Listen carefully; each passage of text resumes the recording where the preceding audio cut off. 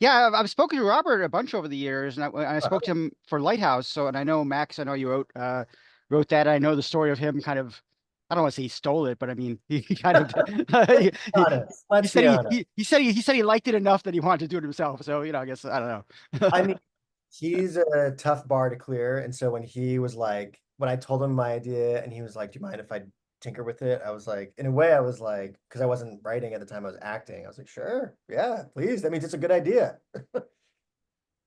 Do you guys both have a theater background as well? Do you guys come from the theater, and were you Yeah. doing productions all together as a family too, or? Yeah, our mother ran a children's theater company that she did for about 20 years in New Hampshire, and our father was a Shakespeare professor, and we both went to acting school, as did Rob, and so it's something we've been doing since we were 5 years Yeah. old. Oh wow. And directing, was that just something like natural progression? You eventually just direct something, or? It was something that I think it's funny. I loved acting, but I've said before that I think I'm a better actor as a writer than an actor as an actor. And similarly as direct, I mean, I can understand I feel like I can understand what's required seeing the full picture as opposed to being a part of it, which is like amazing, but I just never quite felt like I owned it.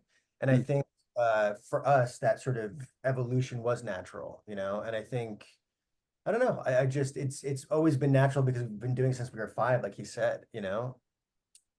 But are you both younger than Robert or older? You're younger, right? Look, yes, Oh, okay. 7 10. Um, oh yeah. Yeah, I was curious about that too, because I mean, as actors, I mean, they always, I mean, filmmakers will always tell you that as an actor, you should write your own material because it means you can write to your strengths, and you have material, you don't have to go to auditioning for it and stuff. And Um, hopefully, like you can empathize with the person that you're asking to do a lot for you. mm, And I hope that people can appreciate directors who are actors or writers who are actors because they know what actors need, mm, what objectives are, and and then so many directors don't know that language. And I'm so sure. it becomes a weird dance where you're talking around each other. Whereas I hope at least Kathryn and Brandy and Andrew would say that we could speak their language. Yeah, and we ask a lot of, especially Brandy, especially Catherine, and I think there was a lot of trust that was necessary, and we were lucky to do rehearsals before we shot anything.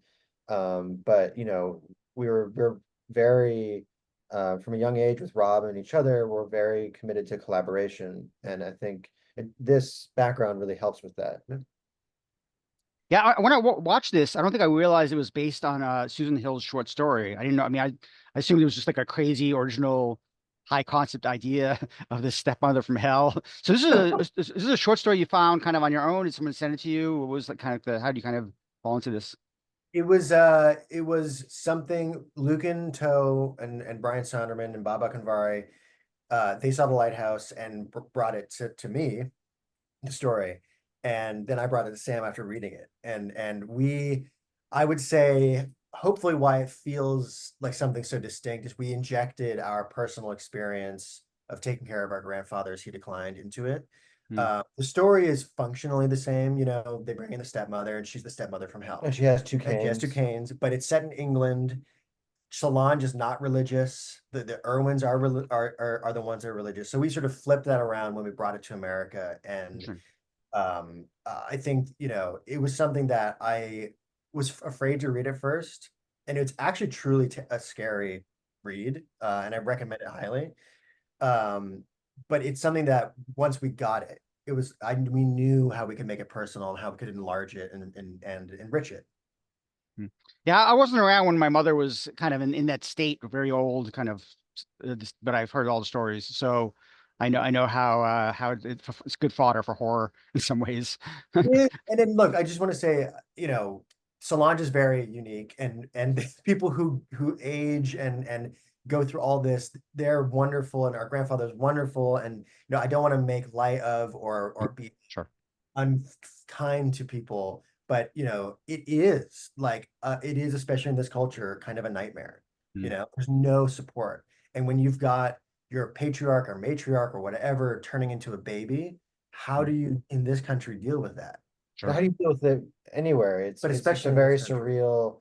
it's a very surreal experience with our grandfather. He was the figurehead of the family. And then suddenly, like he says, he turned into a baby, and it's like, what is going on here? You know? And so when you would open a door, you never knew what you would find. Was the short story called The Front Room, or was your script originally called The Front Room? It was always The Front Room. Always the front room. Yep. Oh, gotcha. Gotcha. Yeah, yeah. So it's funny. I was reading, like, I didn't put two and two together till I read the notes about the stepmother and Cinderella and Brandy. Like, it all kind of came together in my head as I was preparing for this. Yeah. Was it really that simple? It was really like, oh, we're doing a movie with stepmother. Hey, Brandy played Cinderella. That's We got very lucky. It was. I It think was that simple. it was, and we got very lucky in the sense that Brandy, first of all, wanted to do something like this, you know, because we ask a lot of her and it's a risk. And I think she had a lot of surprisingly personal connections to the piece. And I think, you know, she of a certain generation is our Cinderella, you know, and and Kathryn, of course, when she read the script, we needed somebody who would be willing to do all these nasty, horrible things. And there are a few people who we sent the script to who were afraid of it, you know, very afraid of it, didn't want to do those things. And it was with Kathryn and with Brandy kismet, because we really needed that wild stepmother and the sort of straight man, to put it sort of crassly, I guess, Cinderella, you know, and those two things sort of commingling and coming together. And it was planned from the beginning, but we were very lucky to achieve it. And Brandy also did a kind of iconic 90s Yeah. horror movie, of course. I know what you did last summer. And I honestly, I did not even know she was still acting. I mean, I don't watch much TV, so I don't follow TV so much. And I realized that she's been acting since then, and I had no idea. So it was amazing. Well, what was great too about the sort of kismet thing, what our approach to the film at large, you know, coming from a theater background, was to use the space, use the mise en scène, sort of like you would in the theater, but certainly have that family unit, that this like chamber piece be like a play. And we were lucky enough to get a rehearsal for about a week, but all of our actors, Brandy, Kathryn, of course, and Andrew, Tony Award winning, were all from the theater, you know? Mm, And Brandy did do that TV stuff, but she was also in Chicago. And, you know, that thing, this energy that they all brought, you know, from being experienced in the theater and knowing what that is like, I think comes across in the screen. I want to get back to the mise en scène, very prominent mise en scène for this movie. But let's talk about Kathryn first, 'cause I mean, she's amazing. I don't know, I get the impression she really throws herself into any role she does. So did she throw out a lot of ideas, like how she moved and walked and things like that? Oh, Or was that yeah, of course. She's if there's one thing she is, she's a physical performer, and then of course she has an incredible facility for language. And I mean, there are things that are on the cutting room floor that are like tragic, because it is the things that she did were and you saw it, but it's just even more that there was so much that she brought to it that was surprising and so distinct. And the walk that she had for Solange with those canes. I mean, when we knew we had her, it was like, okay, yeah, this thing can exist. But she was, I mean, she, like we mentioned, it was this role, it's sort of loosely based on our grandfather a bit. He's nothing like Solange, but you know, the accent and some of the sort of isms that she says are inspired from our grandfather, and you know, sort of the decline aspect. But she wanted to, right when she agreed to do it, which was, you know, I don't know, about a year before we shot, she was researching, trying to get the accent. I mean, she had the accent almost right away, Yeah. which was a very specific North Carolina accent. I mean, she had the physicality right away. I mean, she was like she did tons of preparation for the role and was utterly committed the entire time. And I think she throws herself into everything, Yeah. because she's an absolute professional, you know? So. And she doesn't, I mean, she doesn't really do projects that she doesn't believe in. Yeah. I think, and something that we were very lucky was that she wanted to explore this side of life. And there's a lot of people that don't want to do that, you know, are very uncomfortable. And she wants to talk about those things, literally the crap of life. Like that's something that she wants people to confront. Yeah. Yeah, I knew she was dedicated when I talked to the makeup person from Poor Things, and they were saying how they did all those tattoos, full body tattoo, even when it was covered, she would still do all the tattoos, which is great, which is amazing. There's a early scene when she's in the bed and she, you know, defecated and all that stuff. she would, in between takes, she would stand on top of the bed, say, "Put more pee on me. I need more." You know, and she's utterly committed. I gotcha. Yeah, what about the like? There's a lot of like the religious stuff as you mentioned. There's also some racial issues in this movie. There's a lot of things like that, which was kind of like moving this story to America is like kind of like Yeah. kind of had to be addressed. It had to be at least mentioned in there. I think it's one of those things where, you know, uh, Rosemary's Baby is wonderful, but it has been done to death. But I think it is an archetype, of course, in horror cinema. And so if we were going to do something that was like that, you know, we had to update it and we had to make it relevant and worth doing again. And I think making the family landscape of America has changed and looks more, it looks very different from you know, Ruth Gordon and Mia Farrow. And so, you know, I think then that makes it something that feels relevant if you can harness it, if you know, and I think we had to do that once we brought it to America. And I think Solange for us, you know, she represents a sort of our, you know, an America that is from a bit ago. It's an archaic, she's an archaic remnant that's But that's still clawing that we need to try to yeah, stay there.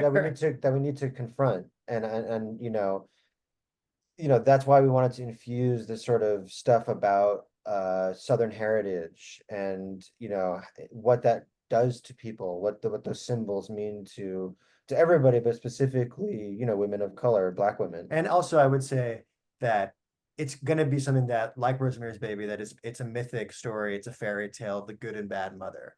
And so you just have to tell that tale in the times you tell it as honestly as possible. And this was the only way, we thought.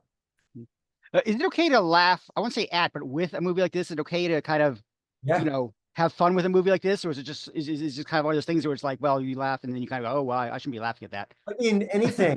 We love every reaction, you know, everything what we built in this was that you could react in any way, be terrified, think it's hilarious, think it's gross, not get it, not know what the hell is going on, because that's the truth of this experience. Like Sam said, you open a door and who knows what the hell you're going to find, you know? And that was our experience. I mean, I think please, like laugh. A big inspiration for us for the film was Whatever Happened to Baby Jane. And I think when you watch that film, it's a similar experience. It's like, you're like, this is just fucking weird. Sorry for swearing, but it was just like, it's kind of genreless, you know, even though I guess it's a thriller or a horror movie. I'm not quite sure what it's classified as, but it's funny the entire time, but it's also just grotesque and scary and, like, you know, especially for its time, I think quite unique in terms of where it's pushing the boundaries of psychology and genre and all these things. But, you know, you're not sure if you're supposed to be laughing, but that's okay. It's part of the sort of fun of it. You guys got to run. I got to quickly ask you, since you're both actors and have acting background, is one of you working more with the actors on set, or are you kind of going back and forth, splitting the duties, or? It's back and forth. I think, but again, what's been great about working with a twin with the same experience, you know, we can trust each other, you know, whoever it is that is going to go, we know, like, we both are like, talk for a second, one of us goes, you know, but it really is shared.